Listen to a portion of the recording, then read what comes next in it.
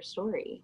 Yeah, the brain bar was cool. It was like I said, tough trying to fit it in and fit everything in 3 minutes. Yeah, the brain bar, it's just Unfortunately, very quick little snippets. yeah.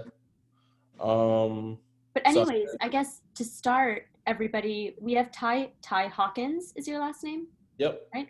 Hawkins here with us on the podcast, and Ty has just been an amazing person that me and Tawnie have both connected with via social media and the brain bars and everything. So we've been really excited to have him on here. I don't know if you want to give just a little background to yourself as we start. As far as like my health background or just anything in general. Whatever you want. Okay, so I mean, I currently reside in New Jersey. I was originally born in Philadelphia, and I came out here for college and just never returned. I've met my now wife and decided to just stay here in Central Jersey, and I'll go back and visit from time to time. I'm 31 What now. town do you live in Central Jersey? I live in Hillsborough, so right outside of Bridgewater. Oh, my coworker lives there. In I'm Hillsborough? sure. Yeah, in Hillsborough. Is it kind of near Princeton? Mm-hmm. Okay, yeah. Yeah, he just bought a house there. Yeah, past Princeton. If I'm coming from Philadelphia, I come Uh-huh. through Princeton and get to Hillsborough, and then the opposite going down to Philadelphia. Which is where the rest of like where your family is. Yeah, I have family mixed in, well, Philadelphia and Virginia. Um, but that's where I primarily go as my mom and my brother live there. Mm-hmm. Nice. So, so I would say health wise, I played college basketball at Fairleigh Dickinson, where I graduated in 2015 with my degree in communications. Mm-hmm. And so, 4 years post graduation in June. So last June, I had a bleed on my brain from a cavernous malformation, they say, or the cavernous angioma. Okay. Which they found the bleed happened at the brainstem, which is Mm-hmm. a little more complicated than I guess as far as diagnosing like a left or right stroke, because it's more progressive than it is more so like gradual right in your face. So for me, I had symptoms for weeks where I thought I had just vertigo, where my balance was off, things like that. And where I really got serious into getting checked out was it always felt like there was something in my shoe. Um, and Oh. it felt like I had like a little rock. So I would take my shoe off, shake it out, and nothing was in there. And Mm-hmm. so after a while, that feeling started to like move up my leg where it was just like tingling and things like that. So I decided to go to the doctor, and I knew another sign was I was very like ticklish, like on my feet, like as a kid. Mm-hmm. And so I remember one day my wife like went to go like swipe at my foot, and I didn't feel anything. And my left foot, when she touched my right foot, it felt normal, but my left foot didn't register that I was being, tickled at all. So I went to the doctors, and it was pretty normal physical. And we got to the end, and it was she was getting ready to let me go, and she asked me, was there anything that I wanted to discuss? And um, I was like, yeah, I had this. I've been having this weird like sensation in my foot, so she started running different tests Huh.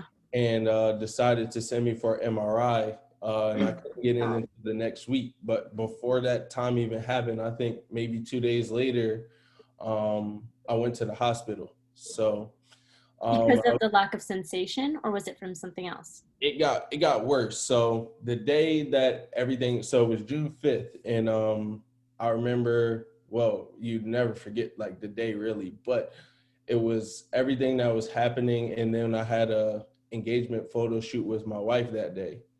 And so getting ready for the photo shoot, so I drove across the street to the bank, which is a 5-minute drive. And on my way back, my vision just got kind of blurry a little bit. So I knew something was off where I couldn't drive. So Mm-hmm. again, I just attributed it to vertigo. And then I realized I had like migraines or headaches the prior few days, which I just brushed off from overworking. Uh-huh. So my wife drove up to Morristown to the school. We did our pictures, and we had an outfit change, and I couldn't keep my balance to change my clothes like normally. So we got through the shoot. We went home, and I said I wasn't a big fan of hospitals. So I told her that I was going to take a nap if I didn't feel well when I got up. That we would go. So she ordered food. I took a bite. Then I went to sleep for, I would say, about 6 hours. And I had a dream where I talked about on the brain bar, where I was just like, in a deep sleep, and a figure just appeared and asked me, did I trust it?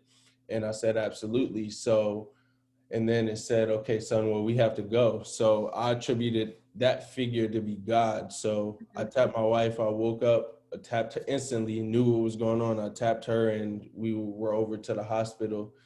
And they Wow. immediately I figured we'd be there for like hours waiting in the waiting room. They immediately took me back just based on the symptoms that I was experiencing. And then I knew something was really wrong when they went to run the IV, and I didn't feel anything in my left arm at all. So Uh-huh. she ran the IV, and I asked her, well, when are you going to put the IV in? She was like, I already did it.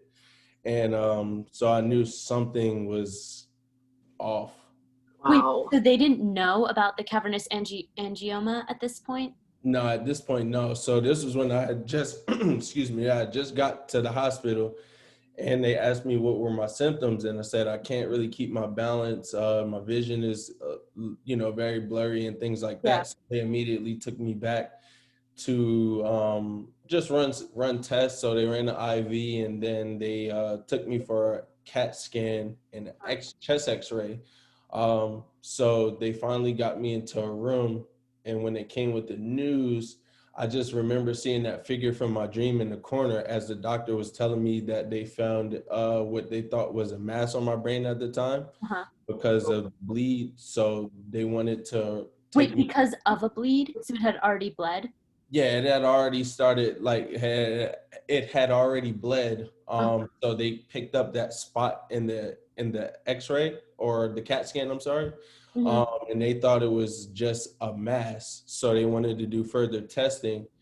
And when they did the MRI, they saw that I had the cavernous malformation, which is the abnormal cluster of blood vessels which sit around in the pons, as they call it, the brainstem and cerebellum.